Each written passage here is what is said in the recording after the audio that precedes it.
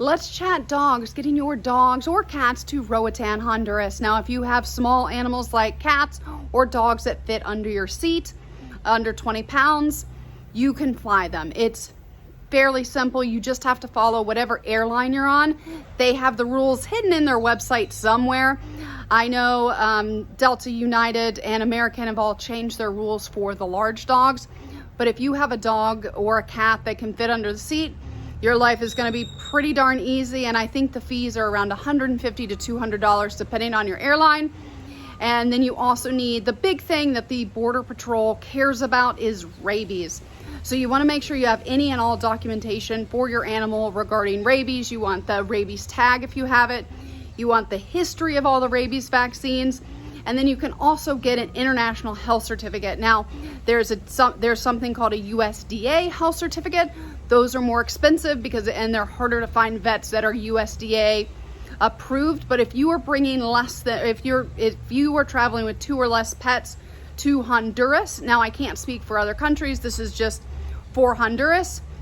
If you have 2 or less pets, which I don't think an airline lets more than 2 pets on the airline anyway, so if you do 3 pets, I would break up the trip. Otherwise, you're going to need an agricultural permit, and that's when you do have to involve the USDA.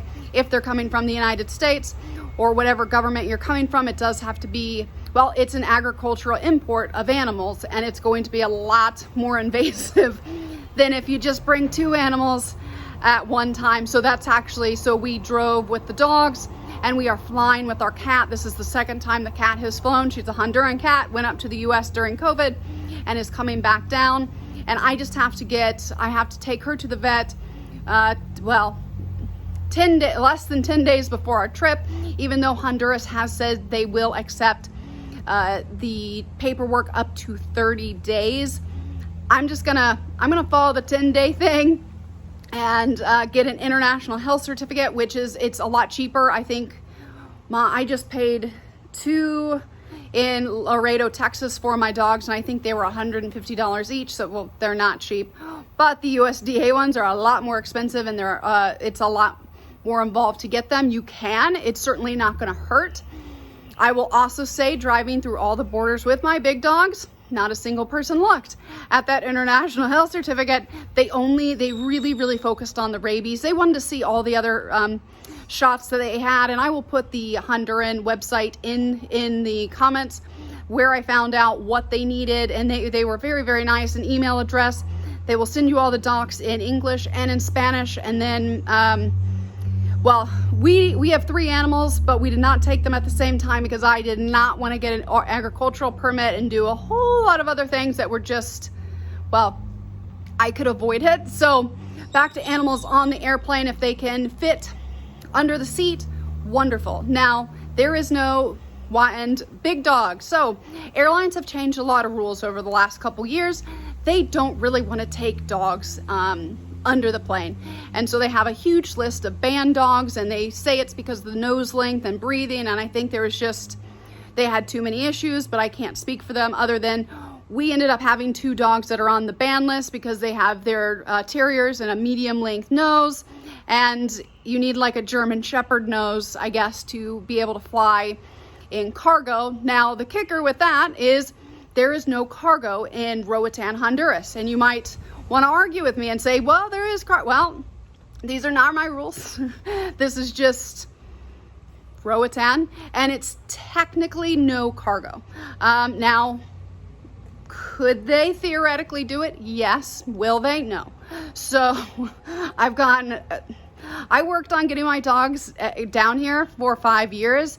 I've tried to exhaust every option. So cargo does not work. Sometimes you can go to San Pedro. San Pedro does have a cargo hold, but if you do that, then you have to be very careful with the temperatures.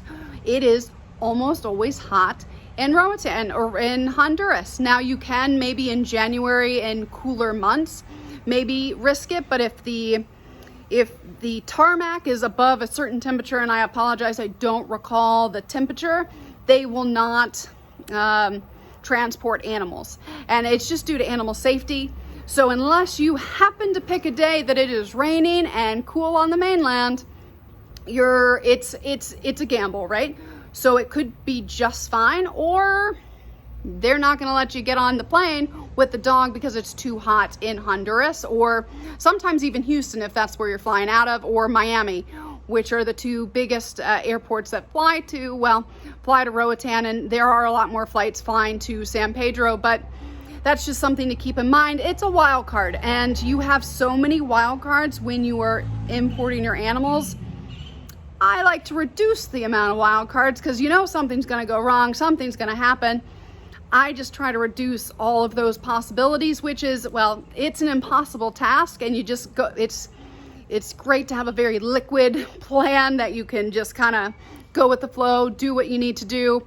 But that's ultimately why we did not fly to San Pedro and then just drive the dogs to La Ceiba and get on the ferry. But anyway, we've tried that. We've also looked into a private charter. Those are around $20,000, give or take, for a 6 to 8 person private charter from Miami, which is it's the closest location, so it's the cheapest amount you can get. And while $20,000 is a lot of money, some of the time there's a lot of people trying to bring dogs down to Roatan and also leave Roatan. So, and since it's a private jet, you can put whoever you want on it. So you can also like split it with another family and then maybe schedule it so then you have 2 families going back. So you're splitting it 4 ways. $5,000 is a lot better than $20,000, but that is one of the more popular options from a flight standpoint. So that's definitely available. And then the third option, I guess, well, those are a lot of options there. I've looked into all of them. I mean, I almost had a plane booked during COVID, but that was also during COVID, and I had a child in the United States that was 5 years old without her mother. So that made the private plane a little bit more. I was very incentivized to get my 5-year-old back from my mother, who was just supposed to watch her. They were supposed to have a grandma daughter or granddaughter like couple days, and then the world shut down and I was on an island with my 3-year-old son, and my 5-year-old daughter was in the US and stuck there. So I looked at private jets because there were no flights other than private jets. So I've looked at that extensively. And if I was going to fly my child, I was going to fly the dogs too, but I digress. I ended up after 102 days this close to hiring a private jet and being like, I'll just figure out how to pay for it later, and splitting it with a few people. They did do some emergency flights from the island. They wouldn't let my daughter come to the island, but I was allowed to leave. So anyway, long story short, I've looked at a lot of options. So what we ultimately ended up doing is driving the dogs from Destin, Florida, down through Laredo, Texas. We went on bridge number 2, drove down, and we stopped in Laredo, Texas with the dogs because you do need that international health certificate. Just same with flying, 10 days. We were also suggested, Honduras also told us to get the influenza vaccine that my dogs actually already had because it was one of their annual shots. It's just not written the same way as they do in Honduras, and the time frames are a little bit different. So do keep that in mind and make sure you go to a vet that is willing to read the terms for, even if you're not going to Roatan, you're going to Mexico, you're going wherever. We had a great vet in Laredo, Texas, right at the border, that was familiar with what dogs needed to get into what country. So that helped us a lot. And it's not that the dog, and it's timing with the shots too. But the biggest thing is those rabies. So we had the rabies collar, we had everything that you can think of for the dogs, but really at every single border, Mexico, Guatemala, and Honduras, all the borders cared a lot more about the rabies and making sure that the dogs were rabies vaccinated. I was a little concerned because my dogs were on a 3-year rabies vaccine and they had gotten it like 12, 13 months ago. Honduras specifies it has to be less than a year old, but we had no problem with that. And I think it's just older information that they do respect that 3-year rabies vaccine. But anyway, that was one of those curveballs. But we drove, so anyway, I had all their paperwork and I had 5 copies of everything. I had the international health certificate for both dogs, and I asked for 5 I asked the vet, I was like, can I have 5 of those, not copies? I want wet signatures on everything, which wet signature is just pen to paper. It's not a copy. Because, well, you never know what you're gonna run into, and the amount of shenanigans I've dealt with in Roatan, I covered it all. So, and I had 5 copies of their full rabies vaccine, their full rabies number, their microchip number, every shot that they've ever had, their entire history. Sorry, there's a bug. And these dogs are 10 and 14, so I had a long history. And so I had it all 5 copies, and all wet copies with vet signatures on them, with what the vet signature. And the vet was very nice, and she knew what I was doing. And why I was asking for, like, I need 5 wet signatures, please don't give me a copy. So anyway, that's a lot of information there. And then we just swam right through the borders. Not a single person asked me about that international health certificate.